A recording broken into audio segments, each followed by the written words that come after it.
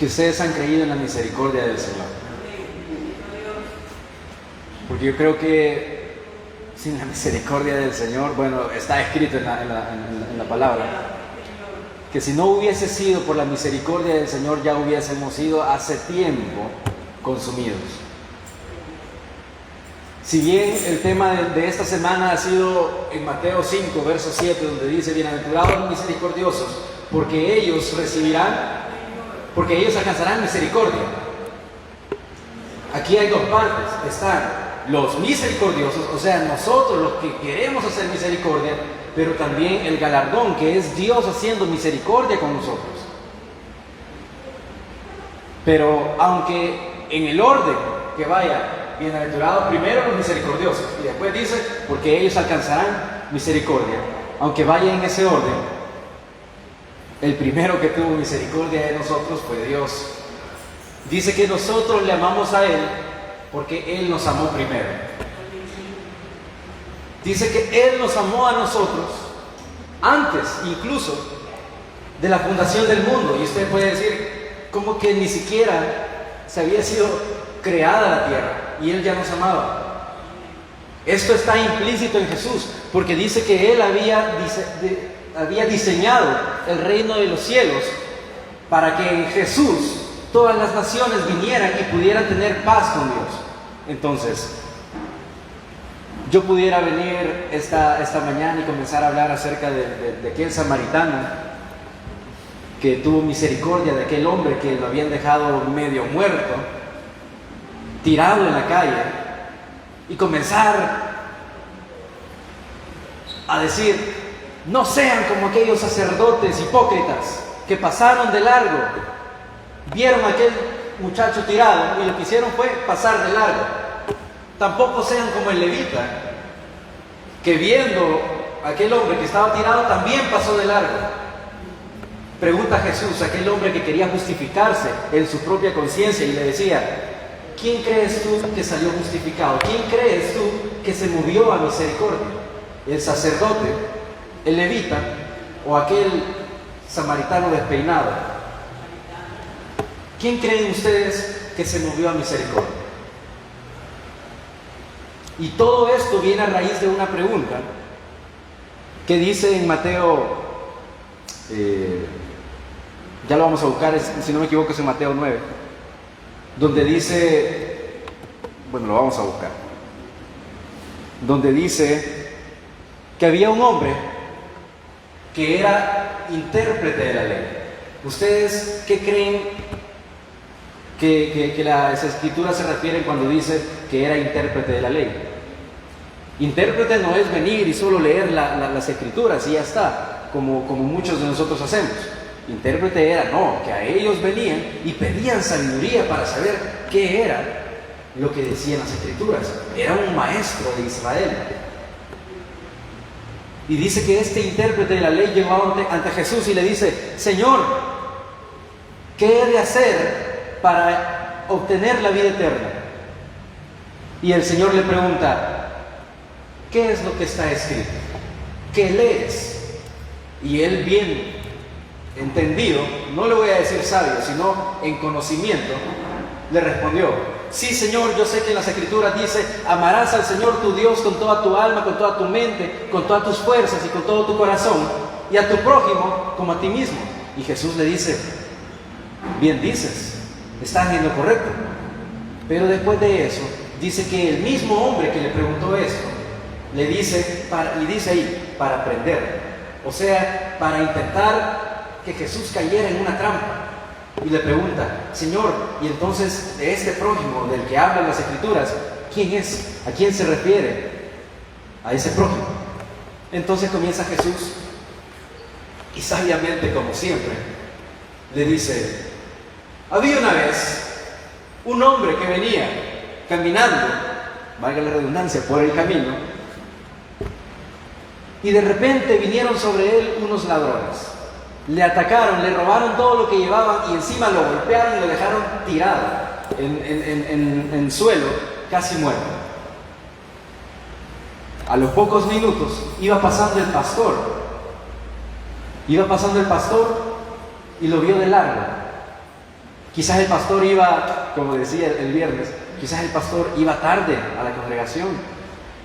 Ya quizás los hermanos habían llegado a las 8:30 a orar y el pastor ni había llegado todavía. Y dice una canción de nuestro hermano Marcos, dice: el pastor iba de camino a la iglesia, iba en el carro quizás discutiendo con su mujer, intentando no perder su autoridad. Pero vio a aquel hombre tirado, era el pastor, el líder de la congregación, pero no le hizo caso a aquel que estaba tirado en la tierra. ¿Qué pasó? Minutos después iba pasando el líder de alabanza con 2 teclados, un atril y 7 cables. Y lo vio, tampoco usó de misericordia, sino que pasó de largo también. Y era el líder de la alabanza, y era el pastor, no usaron de misericordia. Minutos más tarde, pasó ahí casi rebotando, no sé, un gitano despeinado. Pero ese, al ver a aquel que estaba tirado, se conmovió y vio a aquel que estaba tirado, y dice que le montó sobre su caballo, su asna, por lo que sea que anduviese, y dice que curó sus heridas, los curó con aceite y con vino. Imagínense, usó vino primero para desinfectar las heridas y después aceite para suavizar las heridas. Y después de eso dice que se lo llevó al mesón para que lo cuidaran. Y no solamente le bastó haber ayudado a aquel hombre que estaba tirado, sino que le dijo al mesonero: toma esos 2 denarios y espera a que yo vuelva. Si es que éste necesita algo más, si necesita más medicina, si necesita ropa, porque de seguro, si le robaron todo, ¿qué le quedaba a ese hombre? Quizás lo dejaron hasta desnudo.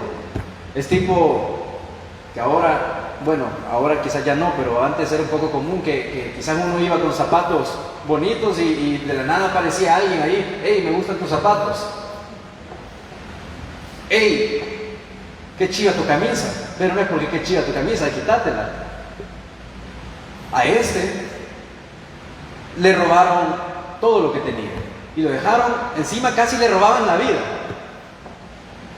Pero ¿qué pasó? Después de esto, Jesús dio esta historia y le pregunta a aquel hombre que le quería probar a Jesús, y le dice: ¿quién crees que usó de misericordia?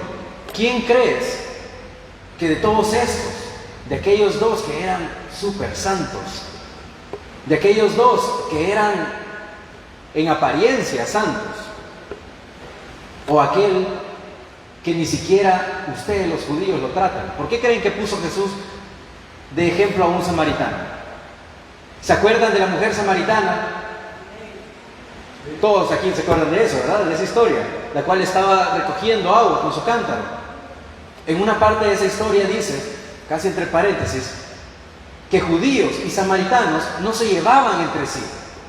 ¿Por qué creen que aquel intérprete de la ley, que quizás era judío de judíos, así como Pablo, que dice: si de currículum se tratara, yo soy, en cuanto a la ley, irreprensible, fariseo de fariseos; en cuanto a la sangre, soy judío, soy de la tribu de Benjamín, fui criado a los pies de Gamaliel, decía Pablo, pero cuántas cosas he tomado por basura, por desecho, por el amor de Cristo.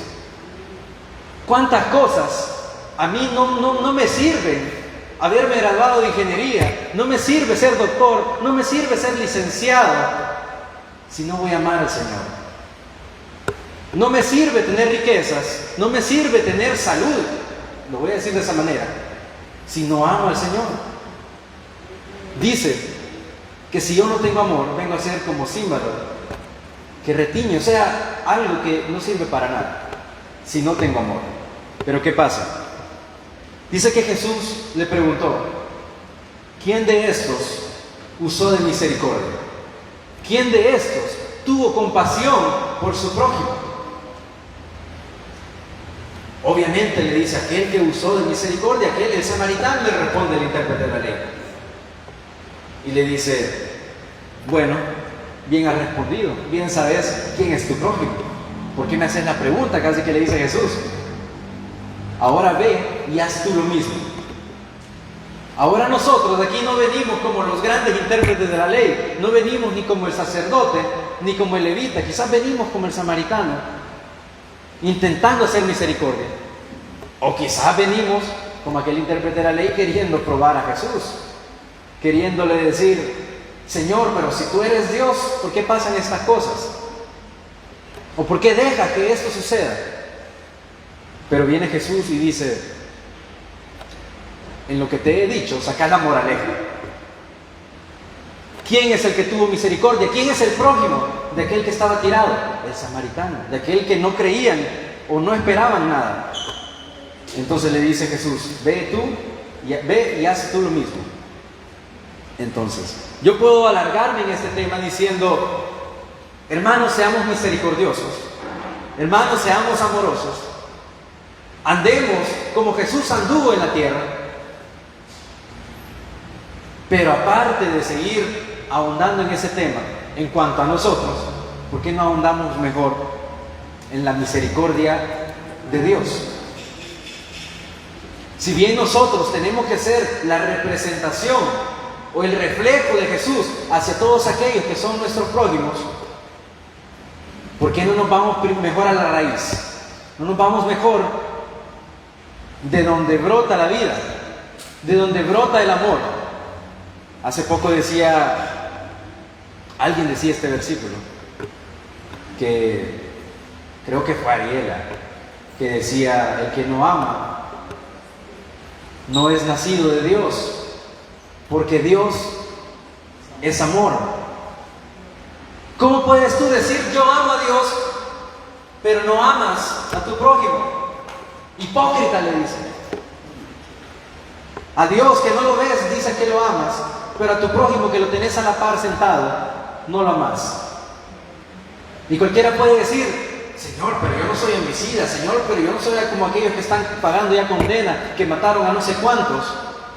Pero Jesús mismo dijo: ahora yo digo que aquel que aborrece a su hermano en su corazón es homicida.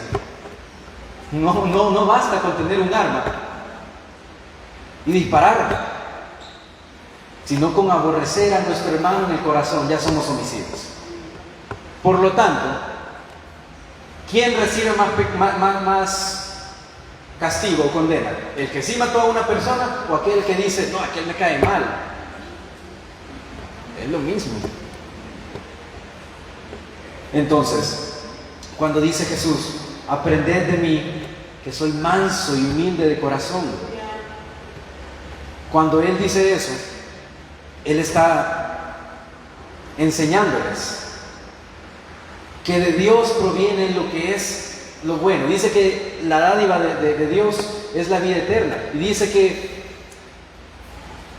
¿cómo dice ese versículo?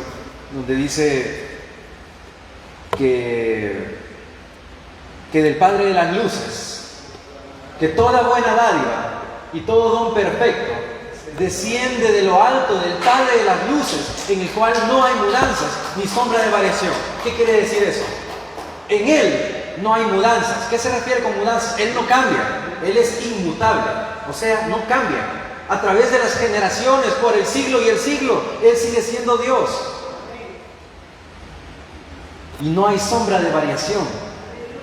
Él es tal cual es. Él se muestra como Él es y se muestra a quien Él quiere. Dice, hay algo muy tremendo, terrible, difícil de entender, porque cuán insondables son los pensamientos del Señor, pero que dice que Dios encerró a todo el mundo bajo desobediencia, bajo pecado, para que nadie diga yo soy bueno, porque dice que no hay ni siquiera uno bueno, no hay ni un uno. Y al que le dijeron bueno, ni siquiera está allá en la tierra. Pero ¿qué pasa? Hay una consecuencia.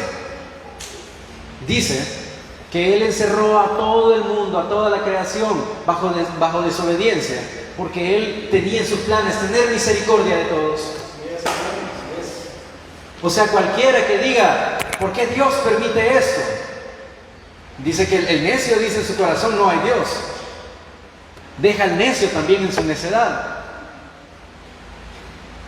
Pero cuando dice que Él tuvo en sus planes, desde antes que se dijese que sea la luz, y fue la luz, que antes que Él dijera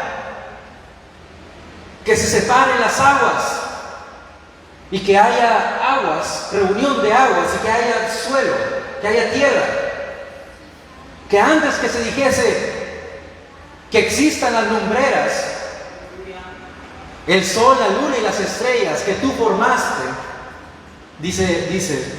digo que es el hombre para que te acuerdes de él, y el Hijo del Hombre para que lo visites. ¿Qué somos nosotros? Sin embargo, Él en su misericordia dice que antes de crear todo esto, dice que había pensado en que Jesús fuese el Salvador del mundo. ¿Cuántos pueden comprender que en Jesús está la manifestación de la misericordia de Dios? Que Jesús es la misericordia de Dios para con nosotros. Porque aquí me va a decir alguno, bueno, hagamos el ejercicio que siempre hace el pastor. Levante la mano aquel que jamás ha fallado. Qué pecadores, hermanos, todo falla aquí. Todo falla aquí. Cualquiera pudiera afligirse.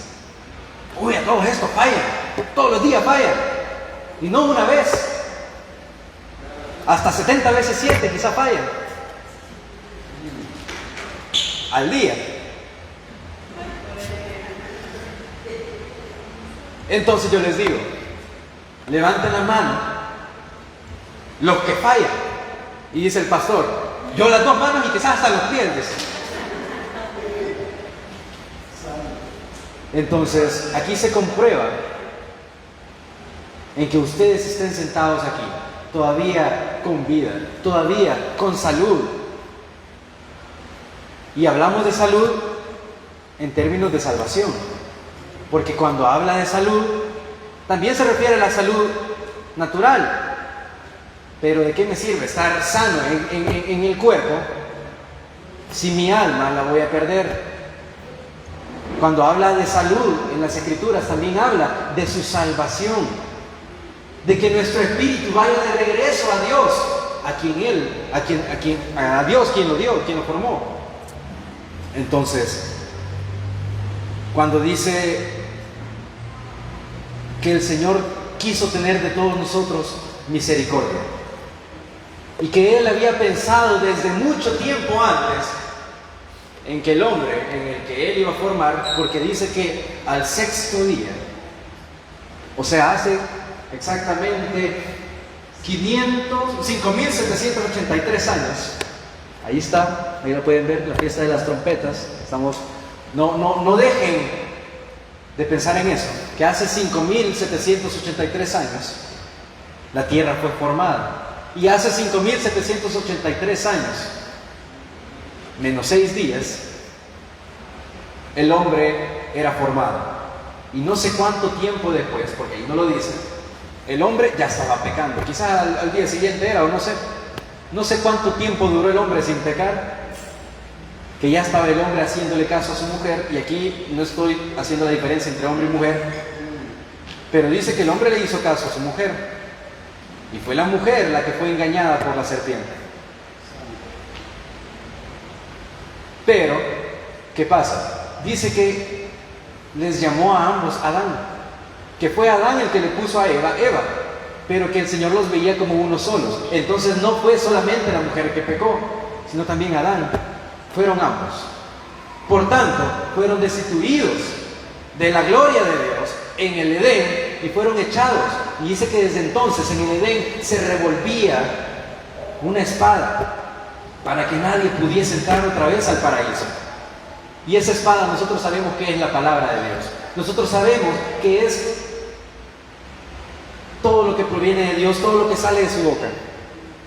Pero déjenme decirles, y les vengo a contar en este día de trompetas, hay mucha gente, voy a hacer un paréntesis, en Israel Si ustedes les preguntan, hermanos, ¿ustedes conocen Yom Teruah? Yom Teruah, que es la fiesta de las trompetas, ellos le van a decir, ¿qué es eso? ¿Y acaso no está escrito en la Biblia? Y cualquiera puede decir, no, pero esa es la Biblia de los cristianos, o de los católicos, dicen algunos todavía. Mentira, es la palabra del Señor. Punto. Pero en la Torah, que para ellos la Torah son los primeros 5 libros, la ley, ahí está escrito, Yom Teruah, la fiesta de las trompetas, pero ellos ni siquiera la conocen. Ahora, ellos lo conocen como Rosh Hashanah, o cabeza de año, o el primer día del año. Ellos están celebrando un nuevo año. Pero Yom Teruah es bien curioso, porque estaba leyendo por ahí alguien que decía, de todas las fiestas que están escritas en la Torah, en los 5 libros de la ley, en el Pentateuco, en español, de todas da una razón. De todas dice, la Pascua, para que conmemoren el día que salieron de Egipto. Sukkot, para que conmemoren que Israel vivió bajo cabañas en el desierto. Pentecostés, para que conmemoren el recibimiento de la ley. ¿Y el día de las trompetas para qué? No dice. Es la única, la que solo dice, y en el primer día del mes séptimo celebraréis fiestas al son de la bocina. Y hasta ahí. Es lo único que dice. Sin embargo, en Jesús está escondido el verdadero propósito de la fiesta de las trompetas. Porque ¿cuántos aquí están esperando el final sonar de la trompeta? Cuando se suene la séptima trompeta, ¿qué dice que va a pasar? ¿Qué va a ocurrir? Dice que va a ocurrir que el Señor va a regresar por segunda vez, sin relación con el pecado, para que nosotros le recibamos en el aire y que vayamos a celebrar fiesta con Él. Entonces, ¿a qué hace memoria Yom Teruah? Si vemos la Pascua, es la muerte, sepultura y resurrección de nuestro Señor Jesucristo. Si vemos Pentecostés, es el recibimiento de su Espíritu Santo. Si vemos Sukkot, vemos que Él es nuestro gran tabernáculo. Si vemos Yom Kippur, que por cierto en 10 días va a ser, o sea, día de la expiación, Él fue la expiación de nuestros pecados. Incluso, si queremos hablar de Purim, Él es nuestra suerte. Tú sustentas mi suerte. Si hablamos de Hanukkah o de la fiesta de las luces, Él es nuestro candelero. Él es la luz. Y como Él siendo la luz, nosotros también somos la luz del mundo. Pero en Yom Teruah, Él al final al sonido de la final trompeta, Él va a regresar por segunda vez. Y cuando se escuche la final trompeta, todos aquellos que hayan sido misericordiosos alcanzarán misericordia. Todos aquellos que hayan...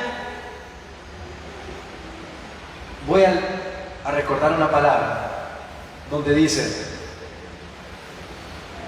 cuando en el final de los tiempos, decía Jesús, así como el pastor pone a la derecha a las ovejas y a la izquierda a los cabritos, y comienza Jesús a hablar y dice, entra al gozo de tu Señor, entra al reino, le dice a aquellos que son puestos a la derecha, a las ovejas, porque cuando tuve hambre me diste de comer. Dice Jesús, está diciendo Jesús, cuando tuve sed me diste de beber, cuando estuve desnudo me diste vestido, cuando no tenía dónde dormir me diste un techo. Y dice que ustedes quizás pueden preguntar, Señor, pero ¿y cuándo te di de comer? Señor, pero ¿y cuándo te di de beber? ¿Cuándo te vestí? ¿Cuándo te di un hogar para vivir? Señor, ¿cuándo pasó todo esto? Yo no me acuerdo. Es más, ni siquiera te he visto físicamente. ¿Cómo es eso posible? Y dice Jesús: a todos aquellos que hicieron eso, a uno de estos mis pequeños, me lo han hecho a mí. Entonces, cuando dice, bienaventurados los misericordiosos, o sea, bienaventurados los que aman al miserable.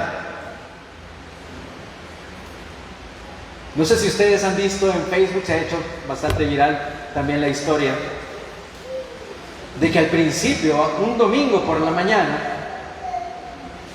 hay un hombre tirado justo a la entrada del templo, vestido con ropas andrajosas, maloliente, despeinado, y que toda la gente que entraba a la congregación solo pasaba. Nadie ni siquiera le dijo Dios te bendiga, mucho menos le invitaron a entrar a la congregación. Después de eso pasó la alabanza, se recogieron las ofrendas, pasaron los niños a decir sus versículos, y pasó Diego a decir el Salmo 119, y después, vaya, ahora viene la hora de la predicación, y todo el mundo expectante, ¿verdad? Y el pastor, no veían al pastor. Todo el mundo decía, ¿y quién va a predicar? Pasaron 5 minutos y no veían al predicador. Entonces venía entrando aquel hombre que vieron maloliente, que vieron andrajoso, que vieron despeinado, y se puso enfrente, aquí donde estoy yo parado. Y todo el mundo casi asustado, casi queriendo llegar a jalarlo del pelo para que se bajara del santo púlpito, porque Dios guarde a alguien se suba aquí. Dios guarde a alguien venga aquí y diga, muy santo el púlpito, para que alguien venga. Cuando el templo y morada del Espíritu Santo son ustedes, no el púlpito. Qué bueno que tenemos un lugar para podernos congregar, pero el templo del Espíritu Santo somos nosotros.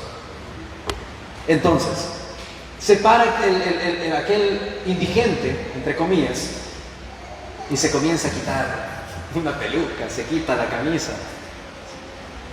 camisa sucia, y se pone, por dentro andaba ropa limpia. Y se dan cuenta que era el pastor. Entonces yo creo que el pastor ni siquiera tuvo que decirles nada, cuando ellos en su conciencia se comenzaron a remorder su conciencia.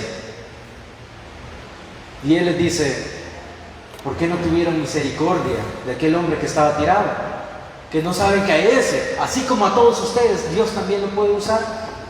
Que por ese que estaba tirado en la calle, Dios también envió a su Hijo a morir por él. Dice nuestro hermano Marcos, es mi hermano, comprado con la misma sangre que yo. Él y yo valemos lo mismo. ¿Por qué no he de tener misericordia con él? Hablemoslo en español. Yo lo veo todos los días, ¿por qué no le amo? ¿Por qué en lugar de difundir chambres, chismes, en lugar de difundir calumnias, en lugar de maldecirlo cada vez que pasa, ahí va aquella, otra vez en las mismas, en lugar de decirle eso, ¿por qué no le dicen Dios te ama? Y como Dios te ama, yo también te amo. ¿Por qué no le dicen eso? ¿Por qué no les decimos eso? Y eso va para todos. Yo no soy el pastor, pero en este caso me ha tocado predicar. Entonces, como predicador, esto va primero para mí. Después para todos aquellos que están escuchando la palabra. No solamente aquí sentados, sino también en Facebook, si es que se conectan. Pero cuando dice, amarás a tu prójimo como a ti mismo. ¿Y cómo se aman ustedes? Está muy de moda decir el amor propio, ¿verdad? Está muy de moda, hay que tener amor propio. Está muy de moda la paz mental, la paz interior, que hay que meditar, que hay que encontrar la paz y que no quieren relaciones tóxicas, toxicidad fuera, malas vibras fuera, imagínense. Pero en realidad, el amor de Dios que está dentro de nosotros, así como Él nos amó, ¿y por qué creen que también nos amó y nos hizo portadores de su Espíritu? Porque Él dice que todos los días está airado contra el pecador. Aquel dice, por aquel lado, dijeron, Dios ama al pecador. Y qué bonito se escucha, ¿verdad? Pero hay una contraparte también de eso, que dice que Dios todos los días está airado contra aquel que peca, contra el impío, contra el pecador. Todos los días. Pero dice que Él tampoco quiere la destrucción de nadie. Por lo tanto, Él envió a su Hijo en propiciación por los pecados de todo el mundo, no solamente de los que estamos acá. Por lo tanto, si nosotros, que estábamos muertos en delitos y pecados, que nadie daba un 5 ni un centavo partido por la mitad, dicen por ahí, nadie daba nada por nosotros, Él lo dio todo por nosotros. Entonces, ¿cómo no así hacer lo que Dios hizo por nosotros, hacer también por nuestro prójimo?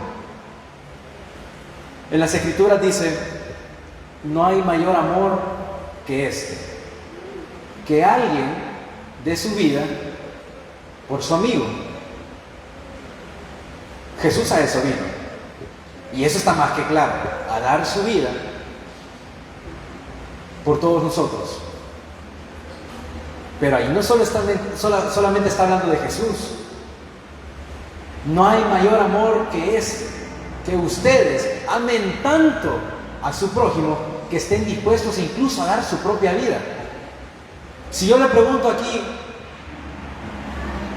a los que tienen hijos, a las madres, que por lo general nosotros tendemos a decir son más cariñosas, son más apegadas a los hijos, pero también los padres aman a sus hijos, eso no hay ninguna duda.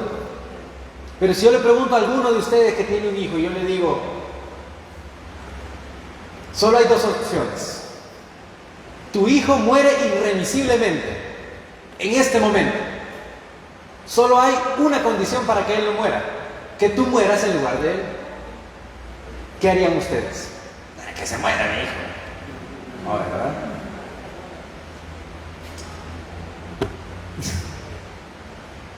Ustedes darían.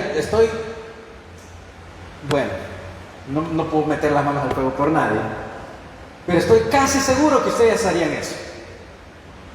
De quien sí estoy más que seguro que lo hizo fue Jesús, y no por sus hijos, porque nosotros todavía no éramos hijos de Él, éramos extraños, éramos gente que ni siquiera era pueblo, peor aún, ni siquiera éramos descendientes de Abraham, Isaac, de Jacob, ni siquiera éramos parte de ese pueblo.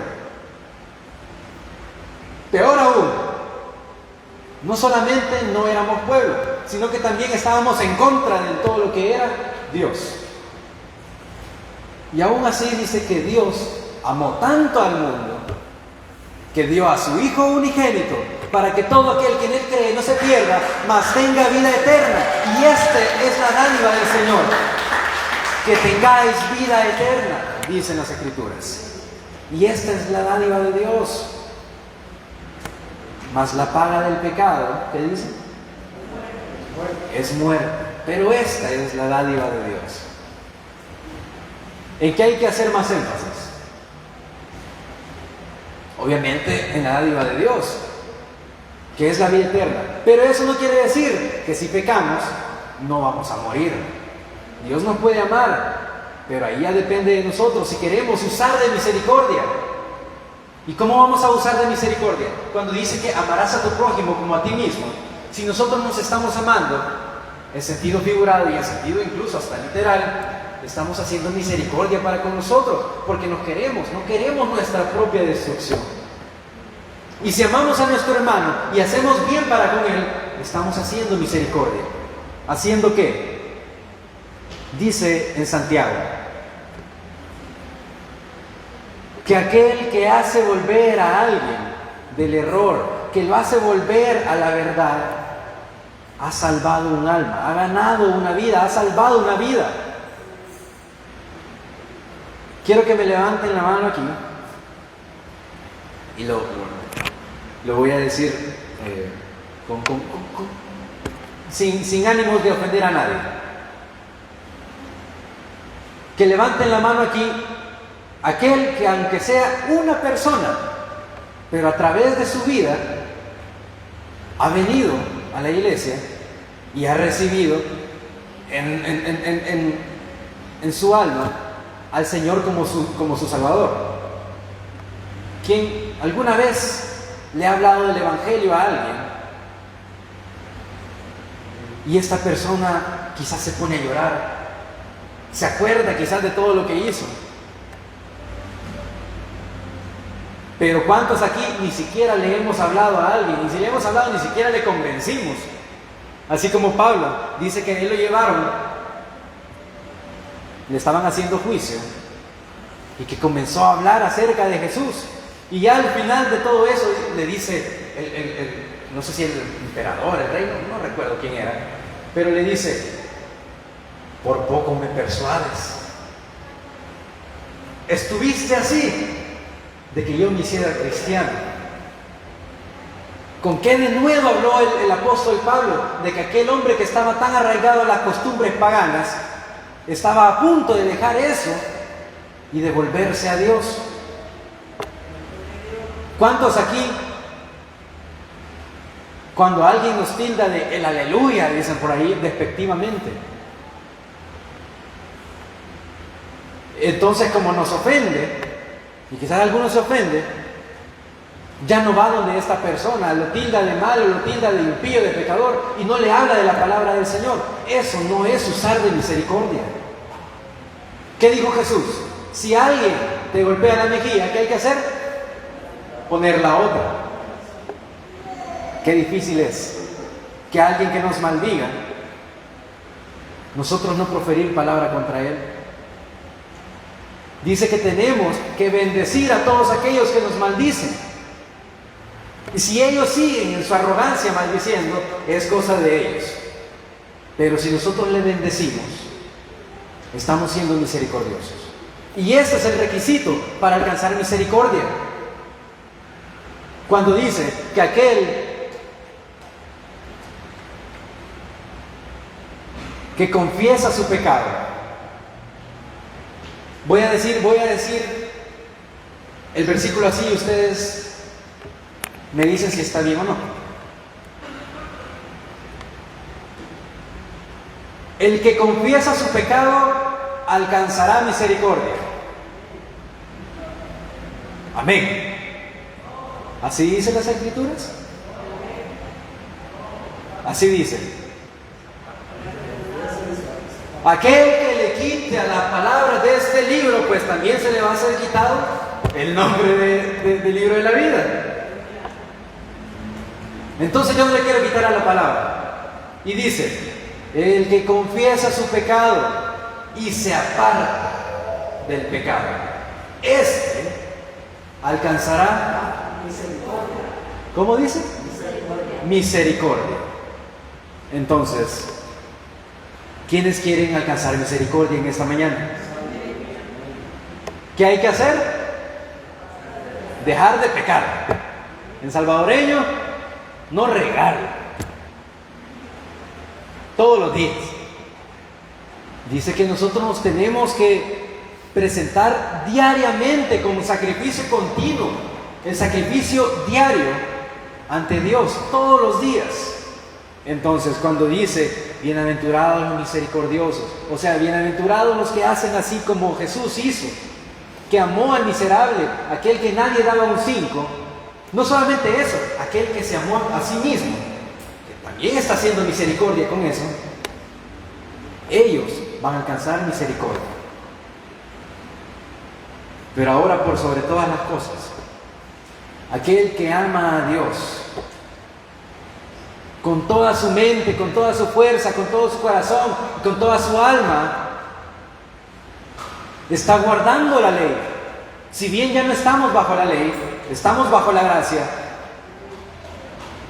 dice que nadie se va a salvar por obra que haya hecho, para que nadie se gloríe. Sin embargo, dice que Él ya había preparado de antemano las obras en las cuales nosotros teníamos que andar. O sea, ser misericordiosos. Como dice los frutos del Espíritu: ser bondadoso, ser amoroso, estar gozosos. ¿Cuáles más son los otros los frutos del Espíritu? Solo son 9 los que menciona. Templanza. ¿Qué más? Mansedumbre, ser manso. ¿Qué más? ¿Se me escapa alguno?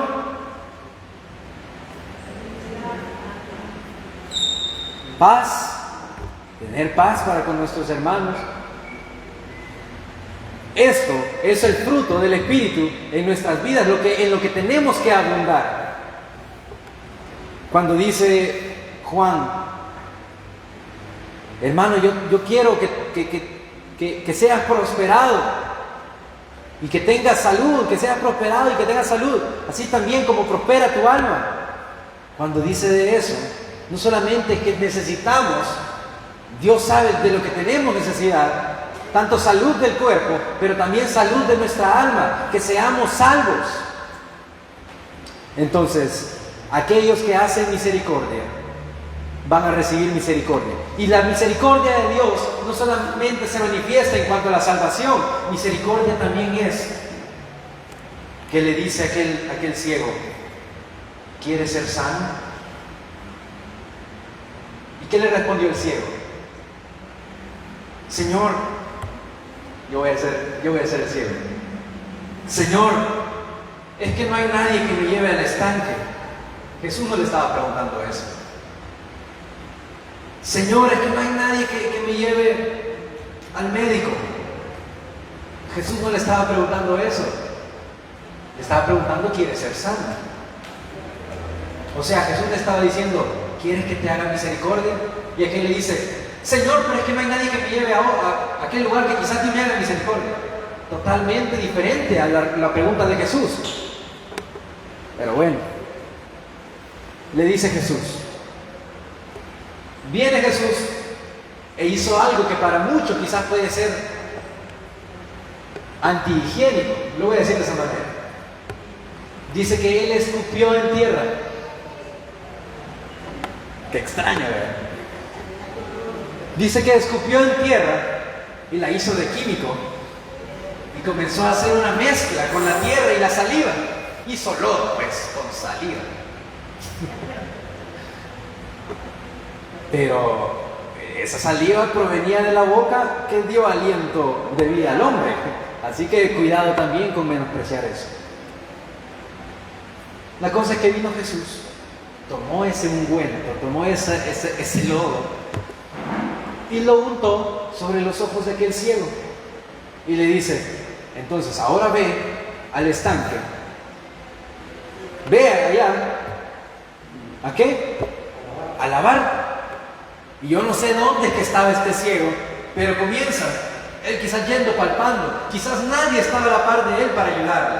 Sus amigos, como ya quizás no era rico, quizás no tenía todo su sentido, y todavía quizás ni amigos tenía. Entonces quizás iba palpando, él ahí pasó por la puerta de la hermosa, pasó ahí por el pórtico de Salomón, hasta llegar al estanque. Ahí al pozo o a donde hubiese esas aguas que él pensaba que lo podían salvar. Y cuando llega se quita el lodo de sus ojos y dice: por primera vez puedo ver. ¡Puedo ver! ¡Aleluya! Puedo ver. ¿Qué pasó? Lo llevaron ante los sacerdotes, ante los fariseos y todos esos, toda esa retajila de de malagradecidos y le preguntan a él: ¿quién te sanó? ¿Quién hizo tal cosa? ¿Cómo es que ahora puedes ver? ¿Que acaso no era este el que veíamos allá tirado, que era ciego de nacimiento? ¿Acaso habían pecado sus padres para que éste fuese ciego? No, no es que había pecado ni sus padres ni él, es que Dios se quería manifestar a través de él. Y aquel hombre le dice a los que le preguntaban, bueno, primero le preguntaron a sus padres, a los padres del ex ciego, y le dicen: ¿qué pasó con este? ¿Que no era este ciego de nacimiento? Y vienen ellos, se lavan las manos y dicen: ¿qué edad tiene? Pregúntenle a él, nosotros no sabemos. Bueno, le cayó el pato al ciego, al ex ciego, y le dicen: ¿qué pasó? ¿Quién hizo esto? Yo no sé ni quién me lo hizo, yo lo único que sé es que antes era ciego y ahora puedo ver. Después se presentó ante aquel que le había sanado y le agradeció porque había usado de misericordia con él. ¿Ustedes creen que este hombre no estuvo agradecido por toda su vida de que Dios le haya devuelto la vista? Dios tuvo misericordia de él.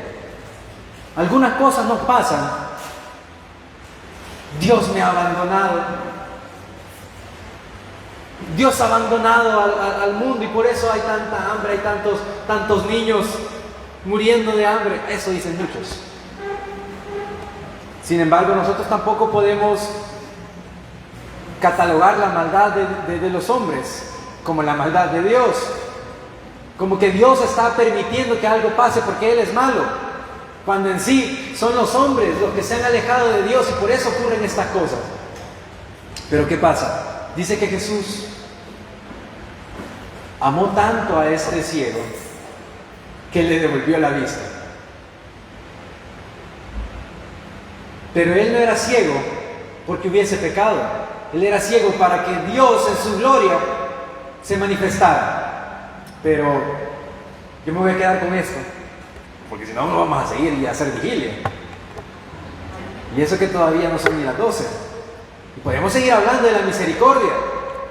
Yo creo que no me bastaría tiempo para seguir hablando, porque dice que los cielos cuentan la gloria de Dios y el firmamento, la obra de sus manos. Y dice que su misericordia es para siempre. Entonces mi vida en esta tierra no va a ser suficiente para seguir contando y contando y contando la tan grande misericordia que Dios tiene para con nosotros. Así que pongámonos de pie, alabemos al Señor por su misericordia y digamos: porque más grande que los cielos es tu misericordia, y hasta los cielos es tu verdad. Más grande que los cielos es tu misericordia. Demos gracias al Señor porque su misericordia es inmesurable. Su misericordia es infinita. Su misericordia no obedece parámetros humanos. Su misericordia también es gratuita para todo aquel que venga ante los pies de Dios. Su misericordia está dispuesta para ti y para mí. Su misericordia, alabad al Señor. Naciones todas, vosotros todos sus santos, alabad al Señor, porque para siempre, porque Él es bueno, porque para siempre es su misericordia. Y oremos al Señor. Pongámonos de pie y si quieren cerrar sus ojos, háganlo, inclinen su rostro y digamos: gracias, Señor. Te damos gracias porque aunque no lo merecías, tú has hecho misericordia para con nosotros. Porque aunque estábamos muertos en delitos y pecados, tú eres, Señor, el que nos da vida juntamente con Cristo. Te damos gracias porque aunque fallemos quizás, tú nos enseñas a andar en tu verdad. Tú nos enseñas a recurrir únicamente ante tu justicia. Tú nos enseñas a que tu misericordia es para siempre y que está dispuesta para nosotros siempre que podamos reconocer nuestros pecados. Te damos gracias, Padre, porque aunque nada valíamos, tú nos has hecho reyes y sacerdotes para ti. Tú nos has hecho aquellos que proclaman tu gloria, aquellos que dan alabanza y honra por tu misericordia. Te damos gracias y no tenemos más palabras que decir que gracias, porque nos has amado, y no porque nosotros te hayamos amado, sino porque tú nos amaste a nosotros primero. Amén y amén. Fuerte aplauso a la misericordia.